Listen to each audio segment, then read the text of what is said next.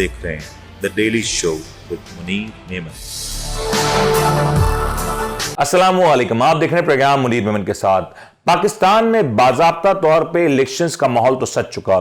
Supreme court نے ہفتے کے روز ایک بڑا فیصلہ دیا جس کے بعد تحریک انصاف اب اس گیم سے کافی تک ناک آؤٹ ہو چکی ہے۔ یہ کہے کہ بلا مقابلہ ہی مقابلے سے باہر ہو چکی تو غلط نہ ہوگا۔ دوسری جانب تحریک انصاف نے آج اپنی دوسری پٹیشن جو کہ لیول پلینگ فیلڈ کے حوالے سے تھی اس کو بھی سپریم کورٹ سے واپس لے لیا، اور کہیں نہ کہیں سپریم کورٹ کے جو فیصلے ہیں اس پہ عدم اعتماد کا بھی اظہار کیا۔ لیکن یہاں بات ختم نہیں ہو جاتی۔ پاکستان کی دیگر بڑی جماعتوں میں بھی صورتحال کوئی زیادہ بہتر نہیں ہے۔ الیکشن کمیشن نے ٹیکنیکل گراؤنڈز پہ ایک سیاسی جماعت کو تو ناک آؤٹ کر دیا، لیکن وہیں پہ دوسری جانب سیاسی جماعتوں میں جوڑ توڑ اور ٹکٹوں کی خرید و فروخت کا سلسلہ اپنے عروج پہ نظر آتا ہے۔ پرانے سیاسی ساتھی، سیاسی کارکنان پھر سے نظر انداز ہوتے نظر آ رہے ہیں، اور یہ کوئی نئی بات نہیں۔ پاکستان کی دو بڑی جماعتیں پاکستان پیپلز پارٹی اور پاکستان مسلم لیگ نون اس وقت اس ریس میں سب سے آگے نظر آتی ہیں، اور اسی حوالے سے ہمارے ساتھ گفتگو کرنے کے لیے جوائن کریں میر اسلم رند صاحب، جن کا تعلق پاکستان مسلم لیگ نون سے ہوا کرتا تھا اور اب وہ ایک آزاد امیدوار کے طور پہ کوئٹہ سے انتخاب لڑیں گے۔ میر صاحب السلام علیکم۔ وعلیکم السلام جی، میرے طرف سے بھی ناظرین کو اسلام پہنچے۔ میر صاحب ذرا یہ فرمائیے گا کہ یہ جو ملک میں ابھی جو کچھ ہو رہا ہے، آپ کے ساتھ تو جو کچھ معاملات ہیں اس کے اوپر میں آتا ہوں۔ ایک جانب ملک کی ایک بڑی سیاسی جماعت اب سیاسی دور سے باہر ہو چکی ہے، دوسری جانب اب آزاد امیدوار کی ایک بڑی تعداد ہے جو اس الیکشن میں حصہ لے رہی ہے۔ شاید یہ اپنی نوعیت کے بالکل ہی منفرد الیکشن ہونے جا رہے ہیں۔ کیسا دیکھ رہے ہیں انتخابی ماحول پاکستان میں؟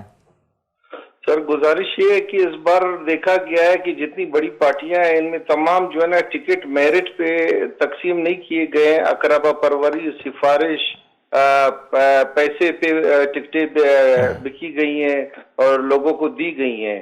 تو لہذا جو ہے میں بذات خود گزشتہ 2-3 دہائیوں سے مسلم لیگ سے منسلک رہا ہوں۔ آپ نے میرے اکثر انٹرویوز بھی کیے ہیں، میں نے پارٹی کو بھی ڈیفینڈ کیا ہے، اور کوئٹہ شہر میں 37 سال سے بلدیاتی الیکشن بھی جیت رہا ہوں اور سینئر بھی ہوں، اور کبھی سخت وقت میں نہ پارٹی چھوڑی نہ پارٹی کا ساتھ چھوڑا، ہمیشہ ساتھ رہے۔ لیکن اس بار اقربا پروری کے تحت اور سفارش کے تحت ہمارے صوبائی صدر جناب جعفر مندوخیل صاحب یوب سے، جو یہاں سے 350-400 کلومیٹر دور ہے، اپنے داماد کو اس شہر پر وہ مسلط کرنا چاہتے ہیں، جو ہمارے عوام کے ساتھ، ہمارے لوگوں کے ساتھ نہایتی ظلم اور زیادتی ہے۔ اس علاقے میں زیادہ اکثریت 4 اقوام رہتے ہیں، جہاں پہ جو ہے نا ہزارہ برادری ہے، ہمارے سیٹلر برادریز ہے، پشتون ہے، بلوچ ہے۔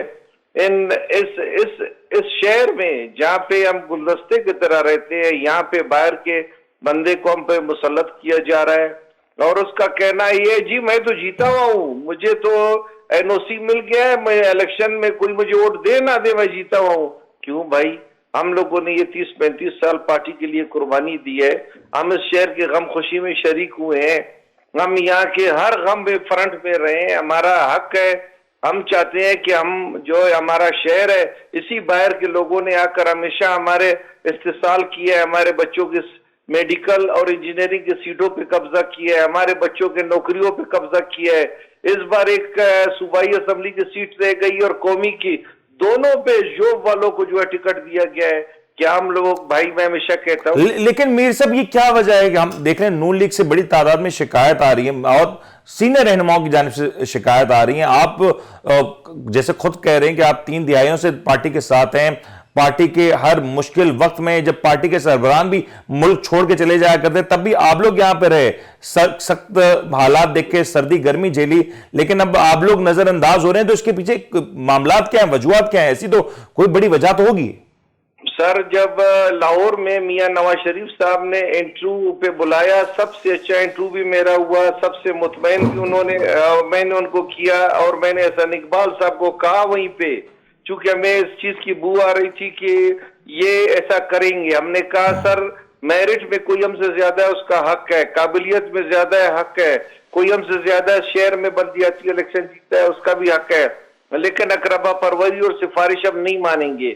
ہم نے باقاعدہ میاں نواز شریف کو، مریم نواز صاحبہ کو اور احسان اقبال صاحب کو, اسحاق ڈار صاحب کو لیٹر لکھے اور 7 کینڈیڈیٹ تھے, 4 میرے حق میں بیٹھ گئے اس ٹائم پہ آزاد, جو مسلم لیگ کے پرانے 30-35 سال سے وہ ساتھی ہیں, وہ سب میرے حق میں بیٹھ گئے ہیں, اس وجہ سے کہ میں شہر میں یا ریگولر ہوں, یہیں پیدا ہوا ہوں اسی حلقے میں. میں نے آپ سے کہا کہ ہمارا یہ جو حلقہ ہے یہ پھولوں کا گلدستہ ہے, یہاں پہ ہمارا ہزارہ برادری رہتے ہیں, جو ہمارے فارسی بولتے ہیں, بلوچ برادری رہتے ہیں, settler Urdu speaking, Punjabi speaking اور پشتو اسپیکنگ رہتے ہیں.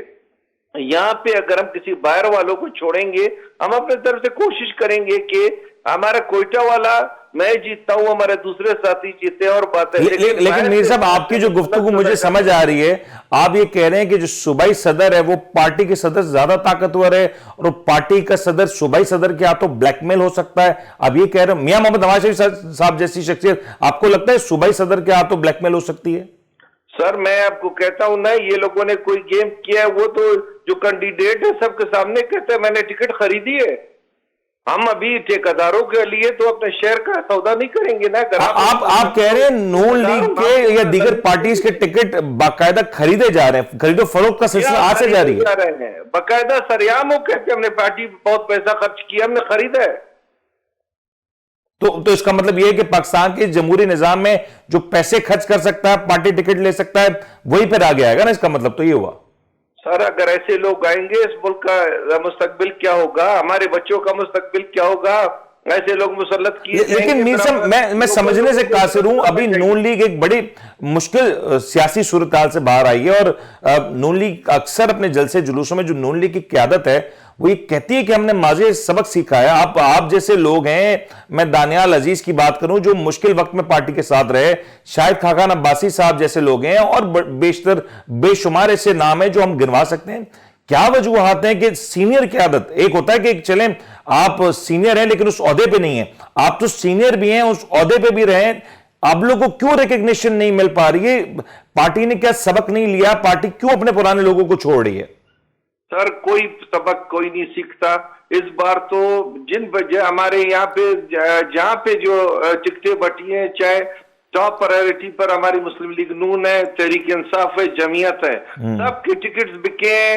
اور یہ سب لوگ باہر کے ہیں. کوئٹہ شہر کا میں آپ کو بار بار کہہ رہا ہوں, میں اپنے قارئین کو, ناظرین کو سمجھانا چاہتا ہوں کہ جو کوئٹہ شہر کے پراپر لوگ ہیں, یہ وہ لوگ اس الیکشن میں کوئٹہ سے نہیں کھڑے ہیں, یہ سب دوسرے ضلعوں سے آئے ہیں, ہمارے شہر پہ قابض ہونا چاہتے ہیں, ہمارے بچوں کا مستقبل تاریخ کرنا چاہتے ہیں. میرا ذات کا مسئلہ نہیں ہے, میرے شہر کے آنے والے نسلوں کا مسئلہ ہے. اور میر صاحب میں اگر غلط نہیں سمجھا تو اب کیونکہ آپ فاختہ کے نشان پہ انتخاب لڑیں گے, تو نون لیگ سے آپ کی جو 30 سالہ رفاقت اور سیاسی وابستگی تھی, کیا وہ رہے گی یا وہ بھی اختتام پذیر ہو چکی؟ سر کل میں نے پریس کانفرنس کر کے پارٹی کو چھوڑ دی ہے, چونکہ میں ایک اصول کے تحت چلنا چاہتا ہوں. ایسا نہیں ہو سکتا ہے کہ میں اختلاف بھی رکھوں اور مفادات بھی رکھوں. کیا یہ ممکن ہے کہ آپ انتخابات جیتنے کے بعد اگر میاں صاحب کہیں, میں مفروضے کے اوپر بات کروں, کہ آپ الیکشن جیت جائیں اور میاں صاحب کہیں کہ پارٹی میں واپس آ جائیں, تو پھر وہ رستہ کھلا ہے آج؟ سر میں اپنے عوام کے مشورے کے بغیر کوئی کام نہیں کروں گا, اس لیے کہ عوام ہی میرا مالک ہوگا, وہی میرا منصف ہوگا, وہی میرے مستقبل کا فیصلہ کرے گا. جو ہمارے یہ کوئٹہ شہر کے عوام فیصلہ کریں گے میں اس کا پابند ہوں گا, میں اور کسی کا پابند نہیں. اور میر صاحب آخری سوال, یہ جو ابھی پاکستان میں ایک انتخابی ماحول جیسا تیسا بھی نظر آ رہا ہے, آپ کو لگ رہا ہے کہ ایک فری فیئر ایک بیلنس الیکشن نظر آ رہا ہے ملک میں؟ جی الیکشن تو نہیں ہو رہا ہے, مجھے تو 80% سلیکشن لگ رہا ہے, باقی غیب کا اللہ کو بہتر, اللہ بہتر چاہتا ہے. بہت بہت شکریہ میر اسلم برنس صاحب, سینئر صحافی, تجزیہ کار اور ایک زبردست پولیٹیشن پاکستان کے, ہمارے ساتھ موجود تھے. کوئٹہ شہر سے ان کا تعلق ہے اور بتا رہے تھے کہ اس وقت پاکستان کے جو حالات ہیں وہ کیسے ہیں. اس وقت پارٹیز میں جن کا جمہوریت کی جب ہم بات کرتے ہیں, ہم نے دیکھا کہ 2 دن پہلے جس انداز سے الیکشن کمیشن آف پاکستان نے ایک پارٹی کو ٹیکنیکل گراؤنڈز پہ ڈسکوالیفائی کر دیا اور یہ معاملہ پورے کا پورا سپریم کورٹ میں رہا, تو وہاں پہ یہ بھی کون سی طرز کی جمہوریت ہے کہ جہاں پارٹی ٹکٹس کی خرید و فروخت ہو رہی ہو؟ کیا یہ الیکشن کمیشن کے ضابطۂ اخلاق میں آتا ہے یا نہیں؟ یہ بھی ذرا جاننا ہوگا کہ الیکشن کمیشن اس حوالے سے جو شکایت آ رہی ہیں ان کے اوپر کوئی ایکٹیولی پارٹیسپیٹ کرتے ہوئے ایکٹیولی کوئی واچ کرے گا یا نہیں, اس کے اوپر کوئی ایکشن لیا جائے گا یا نہیں؟ کیونکہ پاکستان میں یہ جو ٹکٹس کی خرید و فروخت ہے یہ کوئی نئی بات نہیں ہے, لیکن اس وقت جس پیمانے پہ یہ ٹکٹس کی خرید و فروخت ہو رہی ہے اس سے زیادہ بڑی خرید و فروخت ہونی ہے جب الیکشنز ہو جائیں گے اور یہ آزاد امیدوار جب منتخب ہو جائیں گے, خواہ وہ کسی بھی پارٹی سے تعلق رکھتے ہوں, خواہ وہ کسی بھی پارٹی کی سپورٹ سے آئے ہوں, لیکن جیسے ہی یہ انتخاب ہوں گے, جیسے ہی ان کا الیکشنز مکمل ہو جائے گا اور اگر یہ کینڈیڈیٹ جیتنے میں کامیاب ہوں گے تو وہاں پہ ان کی جو ڈیمانڈ ہے وہ بہت حد تک بڑھ جائے گی, اور پھر وہاں پہ ہم دیکھیں گے کہ پاکستان میں کس انداز سے ایک جمہوریت کا نام لیا جائے گا, جمہوری معاشرے کی روایت کی باتیں کی جائیں گی, اور پھر طیاروں سے ایک مقام سے دوسرے مقام تک لوگوں کو لایا اور لے جایا جائے گا.